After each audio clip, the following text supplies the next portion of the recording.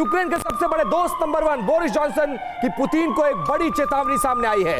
Putin को nuclear attack अगर उन्होंने किया तो भारी पड़ेगा। बोरिस जॉनसन कह रहे हैं न्यूक्लियर वेपन का इस्तेमाल पागलपन जैसा होगा। परमाणु हमला रूस के लिए टोटल डिजास्टर होगा। बोरिस जॉनसन जो हाल ही में सत्ता से बेदखल हुए थे, वो अब भी पुतिन को धमकी देते हुए नजर आ रहे हैं। तो बड़ा सवाल यह है कि क्या ब्रिटेन से तकरार, रूस वॉर करेगा ब्रिटेन के खिलाफ? ब्रिटेन और रूस के बीच लगातार से टेंशन बढ़ती जा रही है। ब्रिटेन पर नॉर्थ स्ट्रीम पाइपलाइन को उड़ाने का भी आरोप है। रूसी फ्लीट पर हमले को लेकर ब्रिटेन पर भी शक है।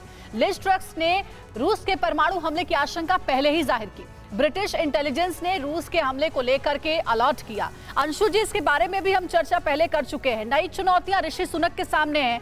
इससे पहले जो प्रधानमंत्री रहे, उन्होंने तो यूक्रेन के साथ किस तरीके का स्टैंड है वो क्लियर किया। बोरिस जॉनसन कीव गए, लिज ट्रस ने भी बार बार ज़ेलेंस्की के सपोर्ट में बयान दिया। ऋषि सुनक भी जब प्रधानमंत्री बने तो उन्होंने फोन पर बात की ज़ेलेंस्की से और कहा कि एकजुटता रहेगी।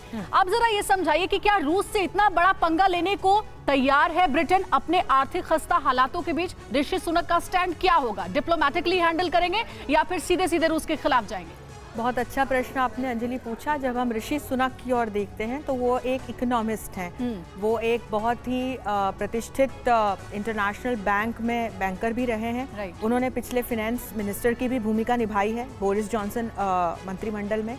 और ट्रिस जिस प्रकार के फैसले ले रही थी, जिस तरह से वो मिनी बजट लेकर आई थी सितंबर का, उसकी सुनक ने खुलेआम आलोचना की थी कि ये ब्रिटेन को बहुत भारी पड़ेगा। और ऐसा ही हुआ और फिर ट्रिस को इस्तीफा देना पड़ा। तो जब हम सुनक की ओर देखते हैं तो उनका जिस प्रकार का स्वभाव और जिस तरह की एक्सपर्टीज है, वो पहले ब्रिटेन के जो बहुत बदहाल आर्थिक हालात हैं वहाँ लोग अब प्रदर्शन करना भी शुरू कर सकते हैं। तो वो अभी उस पर ध्यान देते हुए मुझे नजर आ रहे हैं, जिस तरह के उनके स्टेटमेंट्स आ रहे हैं, जिस तरह से उन्होंने स्पीच दिया। लेकिन हाँ, और दोनों तरफ से मैम, दोनों तरफ से वार प्रत्यारोप, आरोप प्रत्यारोप चल रहे हैं। एक तरफ पुतिन भी ब्रिटेन को धमकाते हैं और ये कहते हैं कि इस युद्ध में उनकी भी एंट्री है परोक्ष रूप से कहीं ना कहीं।